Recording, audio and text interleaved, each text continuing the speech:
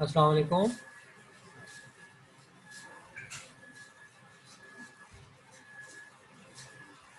Hello Aftab, आपको मेरी आवाज़ आ रही है?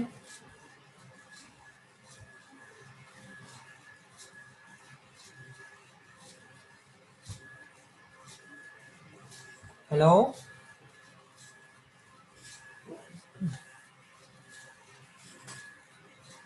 Hello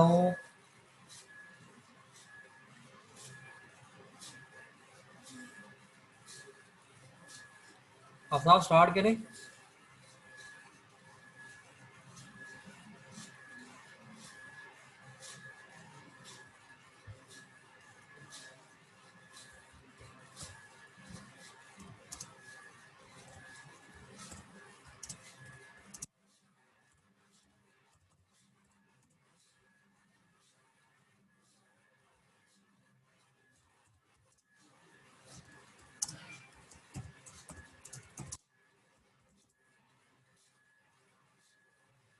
hello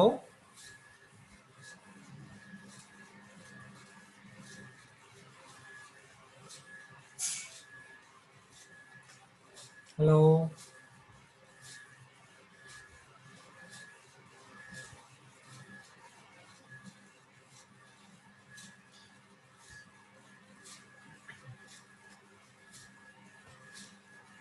hello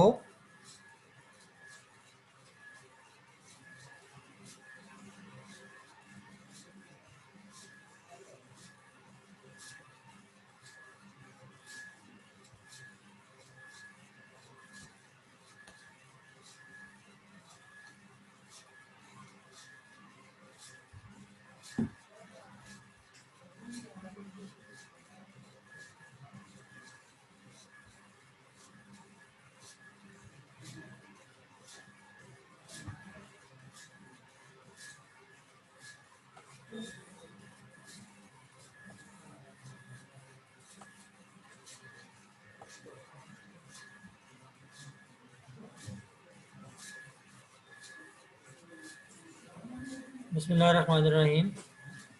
Cauchy's integral theorem for multiply connected domains.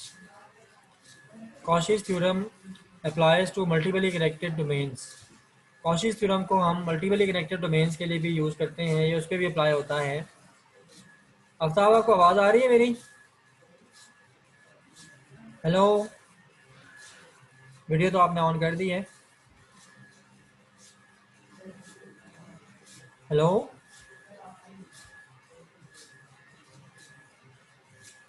अच्छा, तो इसको हम डबली कनेक्टेड डोमेन के लिए पहले डिस्कस करेंगे। और फॉर एग्जांपल आपके पास एक डबली कनेक्टेड डोमेन है डी। इसकी जो आउटर बाउंड्री है वो C1 कर्व पाथ से बनी है और इनर बाउंड्री जो है वो C2 कर्व पाथ है। If a function f of z is analytic in any domain D that contains D and its outer boundary curves, we claim that f of z integral for C1 path is equal to f of z integral for C2 path.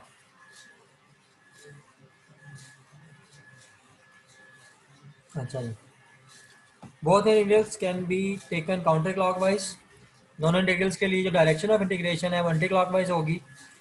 और हमने फिलहाल ये claim किया है कि F of z का जो integral है फॉर क्लोज पाथ C1 वो इक्वल होगा f of z integral for close path C2। और इसको हम इसका प्रूफ देखेंगे। दोनों जो कर्व्स हैं C1 and C2, we cut D into two simply connected domains D1 and D2। दोनों कट्स C1 और C2 को यूज़ करके हम बेसिकली डोमेन D को दो सिंपली कनेक्टेड डोमेन्स में कन्वर्ट कर सकते हैं, D1 एंड D2 में। और on whose boundaries f of z is analytic. और डोमेन D1 और D2 की बाउंड्रीज के ऊपर एफ ऑफ जी जो कम्प्लेक्स फंक्शन है वो एनालिटिक होगा। By Cauchy integral theorem the integral over the entire boundary of D1 is zero. Cauchy integral theorem के मुताबिक जो हमारा इंटीग्रल है वो D1 बाउंड्री के ऊपर जो है वो जीरो होगा। And so is the integral over the boundary of D2 and their sum. और इंटीग्रल जो है वो D2 की बाउंड्री के ऊपर भी जीरो होगा और जारी बात है फिर दोनों इंटीग्रल्स का सम भी जीरो बनेगा। The integrals over cuts C1 and C2 cancel because we integrate them in both directions. और जो इंटीग्रल्स हैं ओवर C1 एंड C2 ये भी सम अप हो गए या वो ज़ीरो बनेंगे, कैंसिल आउट हो जाएंगे क्योंकि इनको हम दोनों डायरेक्शंस में इवेलुएट कर रहे हैं. और by reversing the integration over C2 we have f integral over C1 minus f integral over C2 is equal to 0. Triply connected domain के ऊपर सिमिलरली इसको अप्लाई करेंगे कॉन्सेप्ट को. और for domains of higher connectivity का idea remains the same. अगर triply connected है या मजीद और हायर ऑर्डर कनेक्टिविटी है अगर, उसके ऊपर भी ये कॉन्सेप्ट इसी तरह से अप्लाई होगा. और जो इंटीग्रल्स होंगे for multiple parts of the integration path वो सम अप होके जीरो बन रहे होंगे. Cauchy's integral formula, let f of z be analytic in a simply connected domain D. जब आपके पास एक फंक्शन है complex function f of z जो कि एनालिटिक है in a simply connected domain D, then for any point z0 in D and any simple closed path C in D that encloses z0. अच्छा जी, अगर आपके पास domain D के अंदर एक point है z0 और एक सिंपली क्लोज पाथ है C जिसके अंदर z0 पॉइंट आ रहा है, तो f ऑफ z का integral divided by z minus z0 with D G differential ये आ जाएगा 2 pi iota into F of z0. इस फार्मूला को कॉची इंटीग्रल फार्मूला कहा जाता है. और जो डायरेक्शन ऑफ इंटीग्रेशन है वो एंटी क्लॉकवाइज होगी. और उसके बाद जनाब अली एफ ऑफ z0 अगर आपने कैलकुलेट करना है तो वो 1/2 pi iota into integral of f of z divided by z minus z0 into d z आ जाएगा. और इसका प्रूफ डेवलप करने के लिए f of z is equal to f of z naught plus f of z minus f of z naught, और इस equation को हम यूज़ करेंगे. और हमारे पास नेक्स्ट जो स्टेप बनेगा integral of f of z divided by z minus z naught, ये बन जाएगा f of z naught into integral of d z divided by z minus z naught plus integral of f of z minus f of z naught divided by z minus z naught into d z. जो first term है right hand side पे वो आ जाएगी f of z naught into 2 pi iota Cauchy integral theorem से. और if we can show the second integral on the right is zero then it would prove the theorem. अगर ये जो second term है राइट साइड पे अगर ये इसको हम जीरो प्रूव कर लें तो हमारा थ्योरम प्रूव हो जाएगा. और the integrand of the second integral is analytic except at z naught. और ये जो इंटीग्रल है वो z is equal to z naught के अलावा बाकी तमाम वैल्यूज के लिए एनालिटिक होगा. और इसमें अगर हम पाथ ऑफ इंटीग्रेशन के तौर पे ले लें एक सर्कल को जिसका रेडियस रो है और सेंटर जी नॉट पे है, तो एफ ऑफ जी क्योंकि एनालिटिक है और कॉन्टीन्यूस भी है तो हम एक सिग्मा की ऐसी वैल्यू फाइंड आउट कर लेंगे जो कि पॉजिटिव होगी और जिसके लिए जी की तमाम values z minus z naught is less than sigma इस डिस्क के अंदर आ रही होंगी. तो ये रिलेशनशिप हमारे पास बनेगा f of z minus f of z naught divided by z minus z naught की magnitude is less than sigma by rho for each point of k. और जो लेंथ ऑफ के है वो बनेगा 2 पाई इंटू रो. तो जो M L inequality है उसकी मदद से हमारे पास ये रिलेशनशिप बन जाएगा integral of f of z minus f of z naught divided by z minus z naught is less than rho by epsilon by rho into 2 pi rho. और ये 2 पाई इंटू एप्सिलॉन बन जाता है. तो इस तरीके से ये थ्योरम जो है वो इसका प्रूफ डेवलप होगा.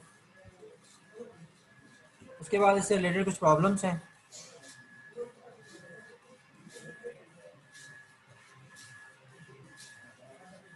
आप प्रॉब्लम्स देखते हैं. और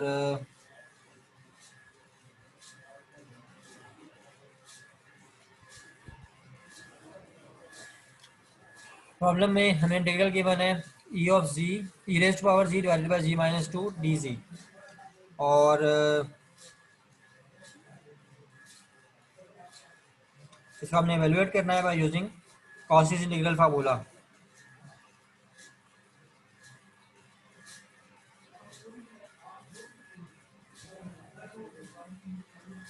इसमें बेसिकली जो अभी हमने कॉची थ्योरम के मुताबिक देखा है कि इसका आंसर जो है वो आ जाएगा 2 pi iota into e raised to power z. और इसमें आप वैल्यू पुट करेंगे जी की जगह पे 2 पुट कर देंगे तो ये 2 pi iota into E square बन जाएगा। और इसको कंप्लीट सॉल्व कर लें, ई की वैल्यू पुट कर लें, पाई की वैल्यू पुट कर लें, तो 46.4268 आयोटा आ जाएगा। For any close for any contour enclosing z naught equal to 2 and 0 for any contour for which z naught equal to 2 lies outside. तो अगर आपके पास एक ऐसा कंटूर है, एक ऐसा पाथ है जिसके अंदर ये पॉइंट आ रहा है जी नॉट इक्वल टू 2, तो उसके लिए ये रिजल्ट बनेगा इंटीग्रल का। और ये इस इंटीग्रल का रिजल्ट 0 होगा किसी भी ऐसे पाथ के लिए जिसमें कि जी नॉट इक्वल टू 2 जो है वो उस पाथ से अगर बाहर एग्जिस्ट कर रहा है, तो वहाँ पर इंटीग्रल का आंसर 0 बन जाएगा। उसके बाद एक नेक्स्ट इंटीग्रल है z cube minus 6 divided by 2 z minus iota. इसको इंटीग्रेट करना है over the close contour C. इसमें आप बेसिकली क्या करेंगे कि 1/2 आपने कॉमन कर लिया तमाम वैल्यूज़ में से, तो 2 कॉमन कर लिया, तो ये आपके पास ये शेप बन गई 1/2 z cube minus 3 divided by z minus 1/2 iota. और इसका जो रिजल्ट बनता है, अभी जो हमने फॉर्म स्टडी किया कॉशी इंटीग्रल फार्मूला में, उसके मुताबिक रिजल्ट बन जाता है 2 pi iota into 1/2 z cube minus 3। और जी की वैल्यू जो है वो आयोटा बाई 2 पुट कर देंगे। ये वैल्यू पुट करने के बाद सिंप्लीफाई कर लें तो pi by 8 minus 6 pi iota आ जाएगा। Integration around different contours. G of z एक फंक्शन है z square plus 1 divided by z square minus 1। इसको आप एक्सपेंड करके लिखेंगे z plus 1 into z minus 1। और डायरेक्शन ऑफ इंटीग्रेशन जो है एंटी क्लॉकवाइज लिखेंगे। G of z is not analytic at -1 and 1। G of z जो है वो डिनोमिनेटर में, जब आप डिनोमिनेटर को 0 के इक्वल पुट करेंगे तो जी इज इक्वल टू 1 और जी इज इक्वल टू -1 पे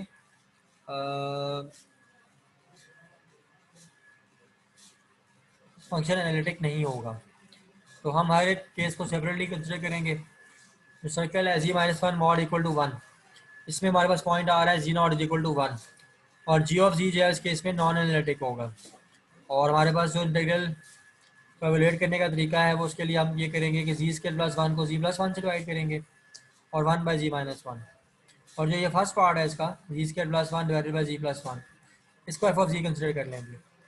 और इसको एफ ऑफ जी कंसिडर करने के बाद जो इंटीग्रल है कॉशी इंटीग्रल फार्मूला वो अप्लाई करें, हमारे पास रिजल्ट आ जाता है 2 pi iota into F of 1। और फंक्शन की जो वैल्यू है 1 वो पुट करें फंक्शन में, तो ओवरऑल आपके पास आंसर जो है वो 2 पाई आयोटा बनेगा। क्योंकि ब्रैकेट में जो टर्म आपको नज़र आ रही है z square plus 1 divided by z plus 1, इसमें जब जी की वैल्यू 1 पुट करेंगे तो ये दोनों आपस में एक दूसरे से कैंसिल हो जाएंगे, दोनों की वैल्यू 2 बनेगी, तो फाइनल आंसर 2 पाई आयोटा बन जाएगा। तो ये वो फर्स्ट केस हो गया जिसमें कि जी ऑफ जी की वैल्यूज़ या g of z function analytic नहीं था for z equal to 1 and -1। और जो प्रॉब्लम के बी पार्ट में चीज़ कुछ भी है, given gives the same as a by the principle of deformation of path। और अगर आपने क्या करना है,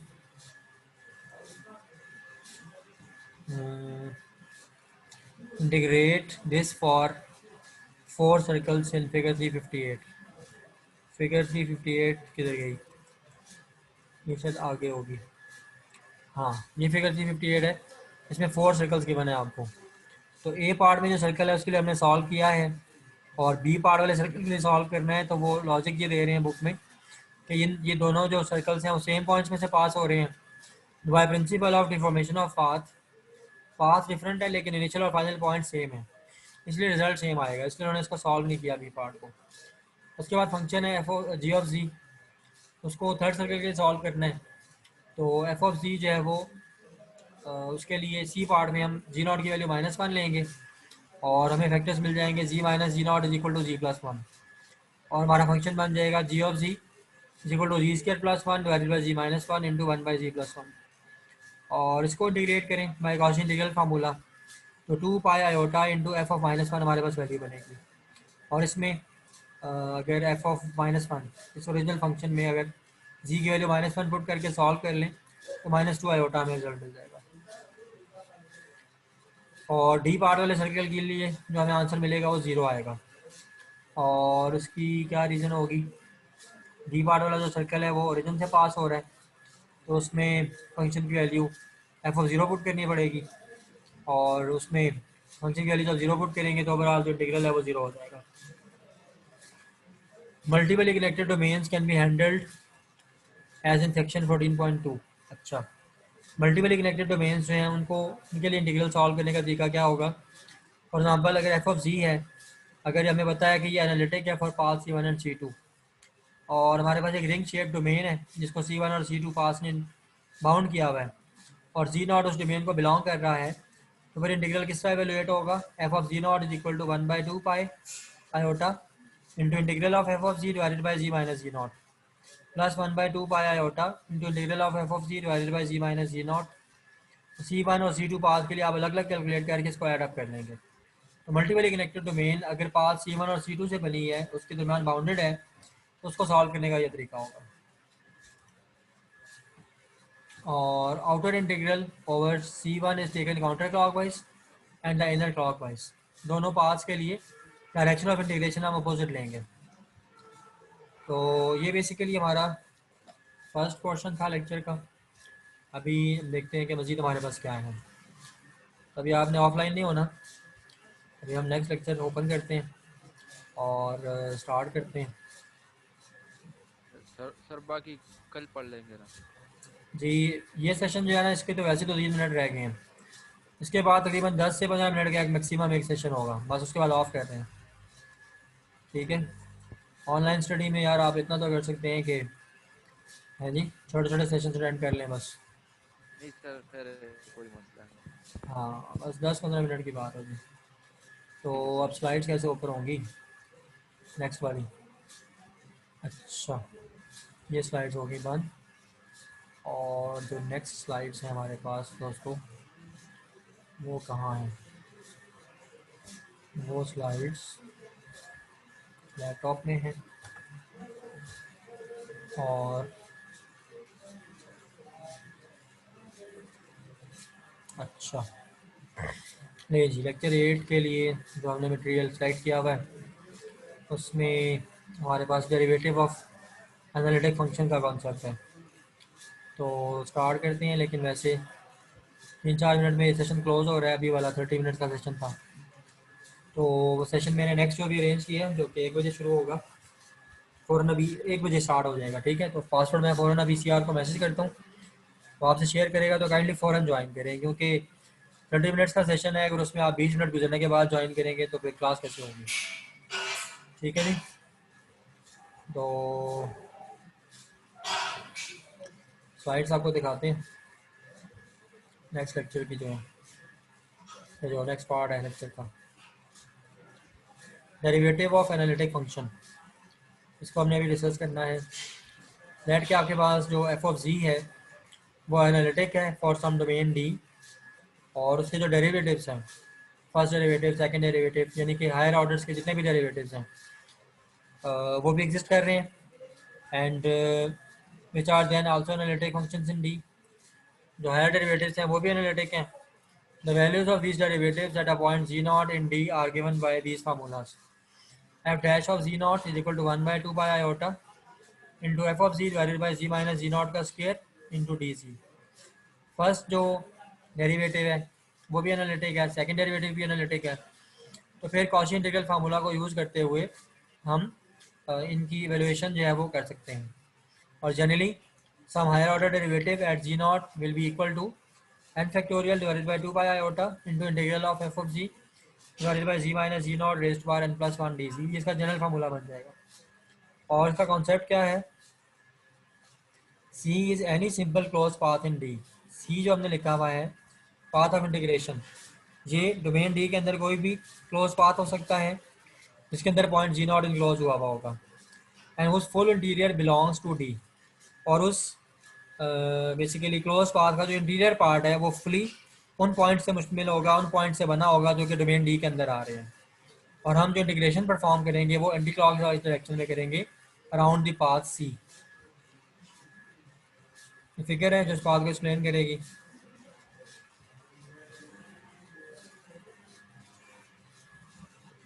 अच्छा जी, इन फार्मूलाज को जो हमने भी देखे हैं उनको याद करने के हवाले से गाइडलाइन है कि आप ये नोट करें कि ये फार्मूलाज बनाने के लिए हमने कॉशी फार्मूला को डिफ्रेंशिएट किया है, और इंटीग्रल साइन जो है वो with respect to z naught लिया है। और अच्छा, इसके बाद जनाब अली प्रॉब्लम्स हैं, एवेल्यूएशन ऑफ लाइन इंटीग्रल्स। आपके पास इंटीग्रल है cos of z divided by z minus pi iota whole square, और डी जी के करस्पॉन्डिंगली आपने इसको इंटीग्रेट करना है for some close path C, और for any close contouring the point pi iota. अगर आपके पास जो पाथ ऑफ इंटीग्रेशन है वो एक ऐसा क्लोज पाथ है जिसने इस पॉइंट यानी कि पाई इंटू आयोटा को सराउंड किया हुआ है, और एंटी क्लॉकवाइज डायरेक्शन में आपने इंटीग्रेशन सॉल्व करनी है। आपके पास जो रिजल्ट बनेगा वो क्या बनेगा, 2 pi iota into cos of z का डेरिवेटिव, जो हमने अभी फॉर्मूलाज पढ़े हैं उनके मुताबिक, और इसमें आपने जी की value pi into iota put करनी है। तो जी की वैल्यू जब आप पुट करेंगे पाई इंटू आयोटा, आपके पास रिजल्ट बन जाएगा कॉस ऑफ जी का डेरिवेटिव बनेगा साइन ऑफ जी और माइनस साइन ऑफ जी, और साइन ऑफ जी में आप जब पाई इंटू आयोटा पुट करेंगे जी की वैल्यू, तो ये -2 pi iota into sine pi iota आ जाएगा, और नेगेटिव साइन किसी भी फंक्शन का वो साइन हाइपरबोलिक के इक्वल हो जाता है। तो आपके पास ये रिजल्ट आ जाएगा साइन हाइपरबोलिक ऑफ पाई, ये माइनस साइन पाई आयोटा, इसकी जगह आप sine hyperbolic of pi put कर सकते हैं। ये आपका फाइनल रिजल्ट बन जाएगा इस इंटीग्रल के लिए। तो ये सेशन यहाँ पे क्लोज करते हैं, और अभी फ़ौरन आप 1 बजे नेक्स्ट सेशन ज्वाइन करें, उसमें फिर हम इस टॉपिक को आगे कंटिन्यू करते हैं। ठीक है जी, ठीक है सर। Thank you.